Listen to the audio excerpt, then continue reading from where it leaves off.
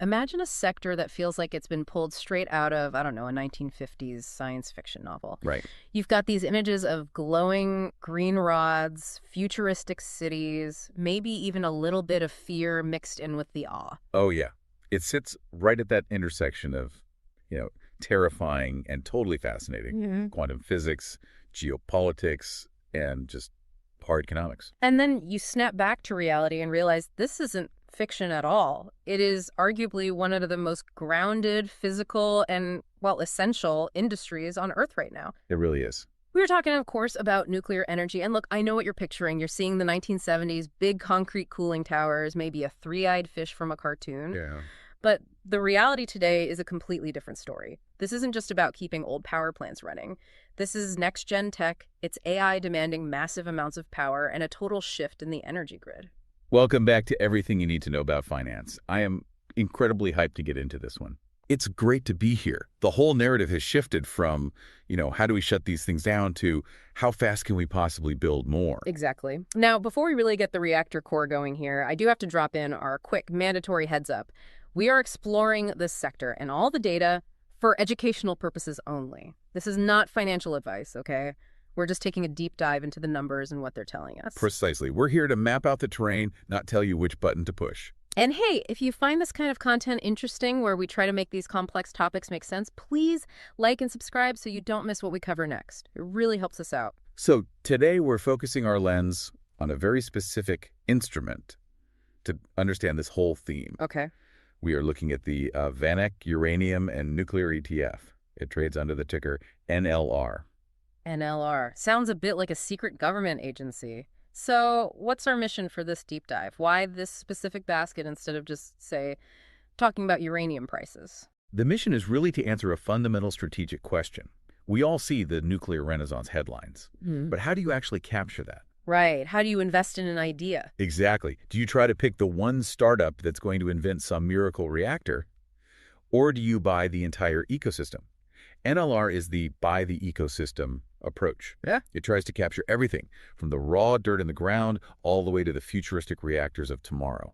And we need to figure out if that strategy actually works or if it just, dilutes your returns. All right, let's unpack this. When you say the ecosystem, what is actually inside NLR? Is it just a vault full of radioactive barrels of yellow cake? No, it is definitely not just barrels of yellow cake, though that's part of the equation. NLR is an exchange-traded fund. An ETF? Right, and it tracks the NBIS Global Uranium and Nuclear Energy Index. So basically, it holds a basket of roughly 28 different stocks. And the key word here is diversity. So it's not just 28 miners digging holes in the... Far from it. Far from it. I mean, if you look at the breakdown, you have the uranium miners, yes, the companies digging the fuel out of the ground. Their fate is tied to commodity prices. Exactly. But you also have the utilities. These are the boring, steady companies that are actively running nuclear power plants right now. They're selling electricity to your house. The ones that send me a bill every month. Got it. That's them. Then you have the tech and services sector, so the people enriching the fuel, building the infrastructure.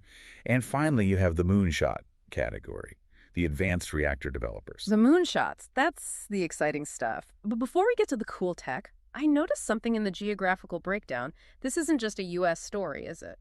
No, and that is a critical point. While about 48% of the fund is U.S.-based, this is very much a global play. Oh. You have significant exposure to Canada, sitting at around 17%, Australia at about 9%, and those are, generally considered safe, stable jurisdictions for mining. Right.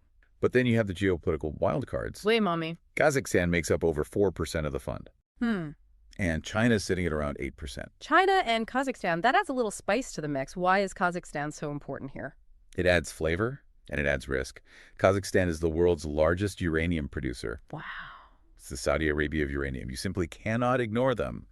But it means this fund is sensitive to global politics, trade restrictions, stuff that a purely domestic fund wouldn't be. So you're buying a ticket to the whole global nuclear market, warts and all. You are. Let's talk about the cast of characters then. If I look under the hood of NLR, who are the big heavy hitters? Who's driving this bus? Well, the heavyweights are what provide the stability. The biggest holding, coming in at over 9% of the fund, is Cameco, ticker CCJ. Cameco, the big Canadian miner. A giant of the industry, yeah. Yeah. If you believe the world needs uranium, you generally believe Cameco is going to be selling it. Okay. But right next to them in the fund, you have the utilities. Companies like Constellation Energy, ticker CEG, and Public Service Enterprise Group, PEG. And these feel less like a nuclear bet and more like a keeping the lights on bet. That's how it used to be. Yeah. But here's where it gets fascinating. A few years ago, a utility was a widow and orphan stock. You bought it for the dividend and forgot about it. Right. But companies like Constellation have totally transformed. They're a major nuclear operator. They have real revenue, real cash flow, and they're suddenly cool. So why are they suddenly cool? It's the baseload argument. Wind and solar, they're intermittent. Nuclear is 2047. As these AI data centers spring up, they need power that never, ever turns off. Never. And Constellation is selling that premium, reliable, carbon-free power. They're waiting for a breakthrough. They are selling megawatts today to the biggest tech companies in the world. So that provides a kind of floor for the fund, Yeah. a shock absorber. A massive shock absorber effect for the fund, Well, yes. Okay, that's the safe stuff. But I want to talk about the spicy bets, the stuff that feels like science fiction. What kind of futuristic tech is hiding in this basket? This is where it gets really interesting. The fund holds companies like OKLO Inc., ticker OKLO. OKLO. They're focusing on advanced small modular reactors, or SMRs. SMRs, these are the mini reactors that people say could power a data center or a remote town, right? Right. Like a battery you never have to charge. That's the vision. But notice I said vision.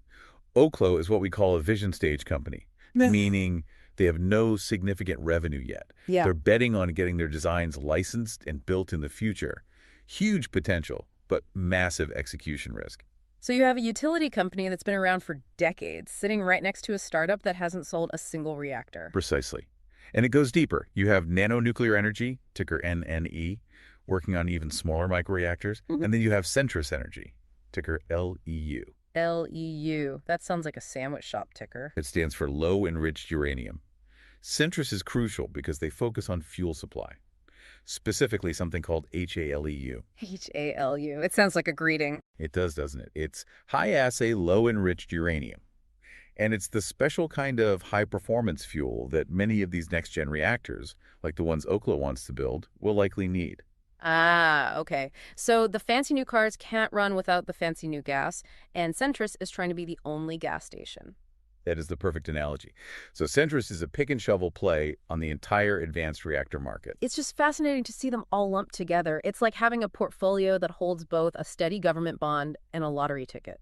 It's a fair analogy. You have the stability of the utilities dampening the Wild West volatility of the pre-revenue startups. Speaking of volatility, let's get to the scorecard. We are recording this in early 2026. How has NLR actually performed? Well, if you've been holding it for the last 12 months, you are likely very, very happy. As of late January 2026, the fund is trading in the $148 to $150 range. And looking at the charts, it seems like 2026 started with a bang. A massive bang. Yeah. Just in January 2026 alone, the year-to-date change was showing upwards of plus 21%. 21% in 1 month. It's a staggering move for a single month, especially for a fund that holds boring utilities. You're usually happy if a utility gives you 21% in 3 years.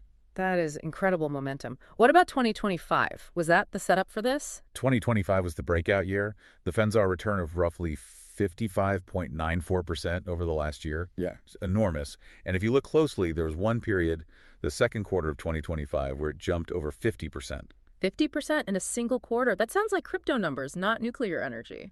What happened? It was a sudden shift in sentiment. I think that's when the realization really hit the market, that AI data centers were going to drain the grid, and nuclear was the only answer for baseload power without carbon.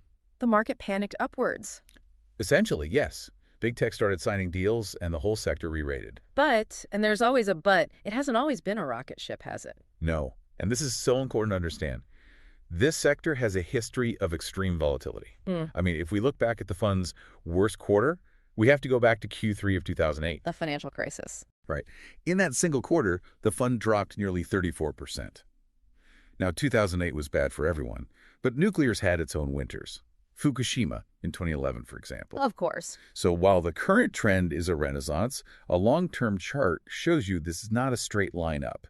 It's cyclical. So if you bought in a few years ago, you're up big. But you have to be prepared for the roller coaster. I have to have a stomach for the dips. Yes, which brings us to the big strategic question. If I'm listening and I'm convinced that small modular reactors are the future, If I think Oklo is going to be the next Tesla of energy, Yeah. why not just buy Oklo? Why pay the ETF fee? That is the classic concentration versus diversification debate. First, let's just acknowledge the cost. NLR has an expense ratio of 0.56%. Okay. So for every $1,000 you invest, you're paying about $5.60 a year. Which isn't free, but it's not highway robbery. It's the price of admission. It's a standard fee. But here's what you're buying with that fee. Risk management. Let's look at the individual stocks. A company like OKLO or Nanonuclear is what we call a binary bet. Binary meaning it's either a 1 or a 0. Win or lose. Pretty much. They're vision stage. If the regulators approve their design, stock could skyrocket. A 10x return, maybe.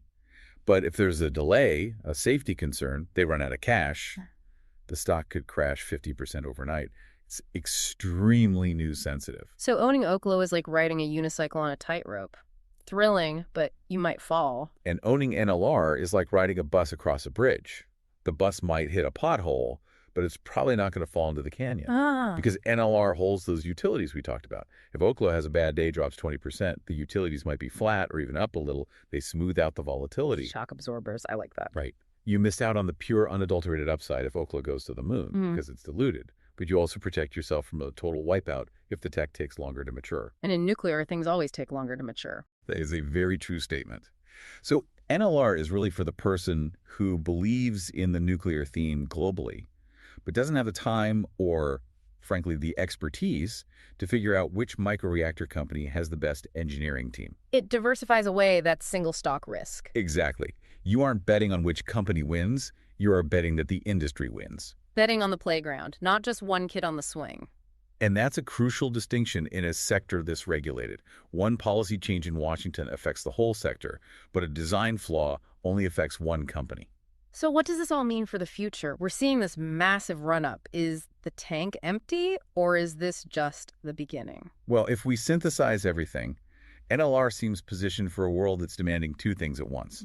Reliability and low carbon emissions. We have renewed policy support from the U.S., from France, from China. That's a huge tailwind. The governments are finally on board. They are. The headwinds of the last few decades are shifting into tailwinds of subsidy and fast tracking. However, the future of NLR depends on whether this Renaissance narrative holds up against the reality of construction timelines. Right. The risk is that the hype moves faster than the concrete pours. Always. But here's a final, maybe provocative thought to leave you with. We usually think of growth stocks as tech companies, the startups, and we think of utilities as value stocks. Grandma's stocks, like we said. Right. Slow and steady. But as AI data centers demand gigawatts of 247 power, and they're willing to pay a premium for it, we might see a paradigm shift. What if the boring utilities in this ETF, the ones with the existing plants, become the new high-growth stocks? Because they're the only ones with the supply. Exactly. They have the scarce asset, connected, licensed, operating nuclear capacity. You can't just build a new one in 6 months. Wow. So with NLR, you might be betting on a flip. The boring part of the portfolio becomes the growth engine, while the tech part provides the speculative upside. You're betting on both winning, but for different reasons. That is a fascinating way to look at it. The utilities becoming the golden goose, because they're the only ones with the juice. Supply and demand. It always comes back to that. Well, there you have it. From yellow cake in Kazakhstan to microreactors in a lab and the massive utilities keeping the lights on in between. That is the world of NLR. It's a complex ecosystem, but a fascinating one to watch. Absolutely. If you want to keep exploring the future of energy and finance with us, make sure to try out our latest episodes. We've got some great deep dives on the semiconductor supply chain that tie right into this whole power discussion. Everything is connected. It sure is. Thanks for listening, everyone. We'll catch you on the next deep dive. Goodbye.